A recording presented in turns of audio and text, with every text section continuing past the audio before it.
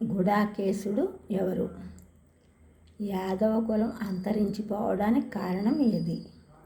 బ్రాహ్మణ శాపం కారణంగా యాదవ కులం అంతరించిపోయింది. ఒకరోజు విశ్వామిత్రుడు, కణ్వుడు, కశ్యపుడు, నారదుడు ద్వారకకు వెళ్ళి కృష్ణుని దర్శించి అక్కడే ఉన్న పిండారక తీర్థములకు వెళ్ళిరి. అక్కడ క్రీడించుచున్న యాదవ బాలురు జాంబవతి పుత్రుడైన సాంబునకు గర్భిణీ వేషం వేసి, ఈ గర్భిణికి ప్రసవము సమయం ఆసన్నమైనది, ఏమి పుట్టునో సెలవివ్వండనగా ఆ మోసం గ్రహించిన బ్రాహ్మణులు ముసలం పుట్టును అని శపించిరి. ఆ కారణంగా యాదవ కులం అంతరించిపోయింది. జడభరతుని పూర్వ వృత్తాంతం ఏది?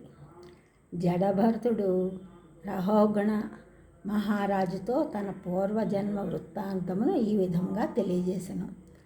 పూర్వజన్మలో నేను భరతుడు అనే రాజును.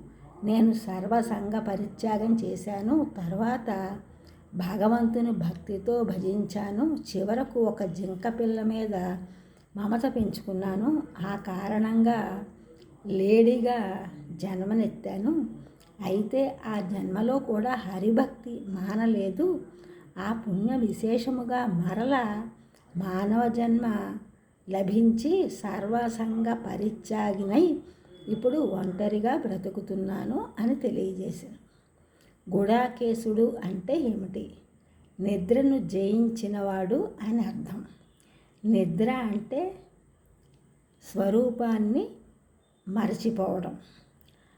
అలాంటి మరపు లేనివాడు గుడాకేశుడు.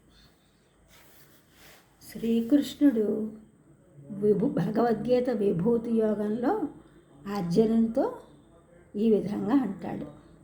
ఈ ప్రపంచం అంతా భ్రమ అనే భావంతో అన్నాడు కృష్ణుడు.